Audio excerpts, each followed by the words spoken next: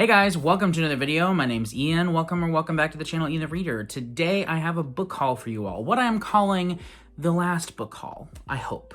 I really do, because in the new year, beginning January 1st, I am going on a book buying ban. I am participating in my own kind of adaptation of the Read What You Own challenge. This is a challenge created by Ollie over at Criminale Books. It's been going every year for about 4 years, I believe, and I didn't hear about it until after it had started for this year. It started the first Monday of November, but I was like, you know what, this is great. Essentially, it's a challenge to read a certain number of books before purchasing any other books. I think there's different tiers of challenge, like 25 books, 50 books, 75, and 100, and my goal is to read 50 books that I own before I buy anything else. Now, if you know anything about me, that's going to be pretty hard. I'm going to have to not go to a lot of places. No half-price books, no thrift stores, no libraries probably, because they always have books on sale at the libraries I go to. So this is going to be really challenging for me. But I really do want to do it because there are so many books that I own that I'm so interested in, and I just keep not reading them. So I'm hoping that doing this challenge and being very committed to it will be good for me. My plan also to hold myself accountable for this is to do some short reviews, basically like the little shorts, the little clips here on YouTube. I'm going to do a review of all the books that I own that I read, so I'll update you with like book number 1 in the Read What You Own challenge, and I'll give my brief thoughts and post that. So yeah, accountability, book reviews, it seems like it's a good idea. But anyway, before doing that, I did want to go ahead and do a final book haul. Now it is late November when I'm posting this, so I will still be acquiring some books in the meantime between now and the beginning of the year, but I recently made some purchases that I really want to share with you guys, and so that's what this video is. Hope you enjoy. So I'm going to be dividing this book haul into 2 sections. Section number 1 is my book outlet haul, and section number 2 is my thrift haul. So let's jump into section number 1, book outlet. So if you don't know anything about book outlet, this is a wonderful website where you can buy super discounted books year-round, but around Black Friday, the day after Thanksgiving, they typically do a sale on all of their fiction books, make all of them $5.99, and if you spend $35 or more, you get free shipping as well. So a great deal. They have tons and tons of books, and they started their sale very early this year, like the first or second day of November, and so I have made multiple orders. It's not good.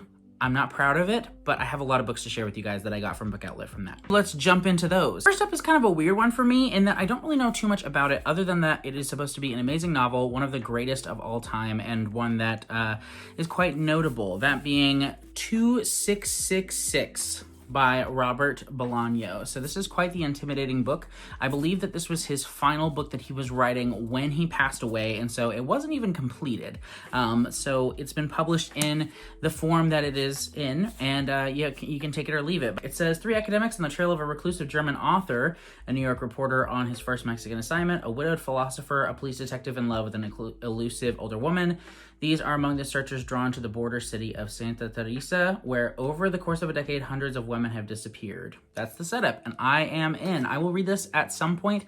It's one that I've been really curious about, and every time I see it at the bookstore, it's like $13 or $14, and so getting it for $6 just seemed like a good idea to me. Next up is Conclave by Robert Harris. So I have not read anything by Robert Harris. I know he is quite popular for his book Imperium, I believe, but the reason that I was drawn to this one is because there is a movie adaptation that is currently in theaters, and I think it looks amazing, and it's gotten great reviews, and I wanted to read the book. Whether or not I'll read the book first or see the movie first, I'm not sure. The book isn't too long. It's like 270 pages, so I would like to read it, possibly, but I know that this takes place in like a cathedral type setting, and it says the Pope is dead. Behind the locked doors of the Sistine Chapel, 118 cardinals gather to cast their votes on the world's most secretive election, and there are secrets and reveals and all that jazz. So very excited about reading this. Like I said, it'll be my first Robert Harris. Let me know what you think of this author and what I should read next if I end up enjoying this. Next, we have a series, that being the Bone Season series by Samantha Shannon. I got these beautiful editions. These are the updated editions of these books. So we have the Bone Season, which is book 1. I don't think this is book 2, but here we have the Song Rising. It's probably 3 or 4. And then the Mask Falling, which is another one of those, 2, 3, or 4. And the Mime Order, which I think is book 2. But I'm not 100% sure. All I know is that these are the Bone Season books, and I love the covers of these. I think they're really, really nice. And book 5 is coming out in February, and I have an e-arc of it. So I should get to reading. I should definitely get to reading. I've been very curious about reading something by Samantha Shannon for some time though, so when I saw all those in matching editions, I just had to snatch them up. Another series that I picked up some books from is the Ocean R trilogy by Tad Williams. I picked up Stone of Farewell and the final book, which is To Green Angel Tower, which this book is humongous, like so big. I believe often it is split up into multiple volumes, but this is one volume and it might kill me. I am really excited about having these now though, especially because my friend Josh over at Red Fury Books is going to be hosting a read-along of this trilogy in January. It's going to start in January. I think it might be one book a month, although I don't know. He might split it up because these are chunky books. But he's going to be hosting a read-along over there, so I will link his video down below. Definitely check his channel out. He is awesome, has so much great taste in literature. I feel like every time I watch one of his videos, I find one book that I love too and another one that sounds amazing to me. So definitely check out his channel if you haven't already. Very excited about owning these though and participating in that readathon. I also picked up a copy of Sleeping Giants by Renee Denfield. This is a book that was recommended to me by one of my subscribers who I trust. She also recommended The Devil All the Time by Donald Ray Pollock, and I adored that book. And so this book kind of was in the back of my head that if I ever saw it, to pick up a copy of it, and it was on Book Outlet for $5.99, and it came out this year, I believe, so I was pretty pleased to find it on there. I think the cover is gorgeous as well. I know pretty much nothing about this book, but if somebody who likes The Devil All the Time says that I might like this book, then I'm in. I'm gonna try it. I also picked up Tomb of Sand. This is by, I'm gonna butcher this name, Gitanjali Shri. I don't know if I said that right, but this cover is beautiful, and this is a book that I've heard quite a few things about. It is the winner of the 2022 International Booker Prize.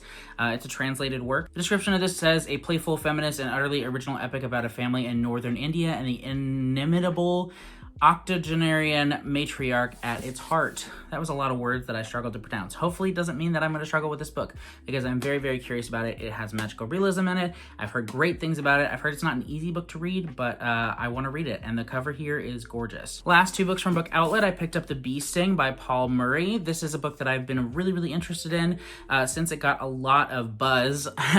Anyway, a lot of buzz last year around, I believe, the National Book Awards or the Booker Prize. I think it almost won the Booker Prize. It was shortlisted for it, but this is a family drama, that's what I meant to say. And I believe it's an Irish family, multi-generational, possibly tour de force, a portrait of post-crash Ireland, a tragicomic family saga, and a dazzling story about the struggle to be good at the end of the world.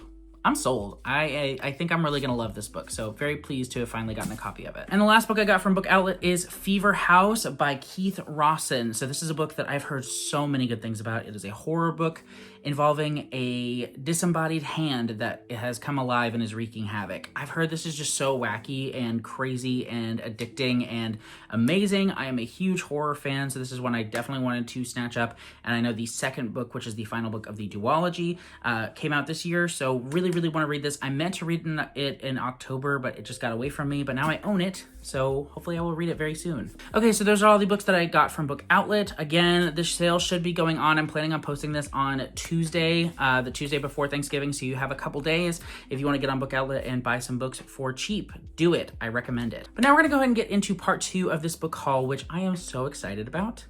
So excited about. It's going to feature some books that are back here and some books that are over there, so I'm going to be doing a lot of editing as I go and grab the books. I didn't want my shelves to look kind of empty while filming this, so we're going to get into that in a second though. But let me tell you a quick little story. So there is a Goodwill thrift store in my town that my wife and I visit frequently. And when I say frequently, I mean a couple times a week, to be honest. And for some reason, they, I guess, had some sort of system error or something like that, but they were closed for a whole week. And they had a sign on their door that said that their system wasn't working, that they'd be open as soon as possible, But I had a feeling, because they typically have a pretty good book selection. I don't know if it's just the people in my area have really good reading taste, but I find a lot of good stuff at this Goodwill. And so I thought to myself, I need to try to be here as soon as this place opens again, because they'll probably have all of their stock out and they might have some good books. And I was so right. So right. I will put a picture of my hauls at the end of this after I've gone through each individual book, but I guess somebody just like unhauled their entire Stephen King collection, because I got so many books for like $1 to $2, which I was literally like, I was over the moon. I could not believe it. I walked up and they just had Stephen King books everywhere. And I grabbed a cart and I filled that sucker up. It was crazy. And then in addition to that, I love shopping for books on Facebook Marketplace. I think it's a great way to buy books from people who are trying to get rid of them. And I went on there yesterday and I saw a bunch of Stephen King books again. And so I got a bunch of other ones that I didn't own. And for all of these books, both the ones at Goodwill and the ones I got on Facebook Marketplace, I paid $2 each or less.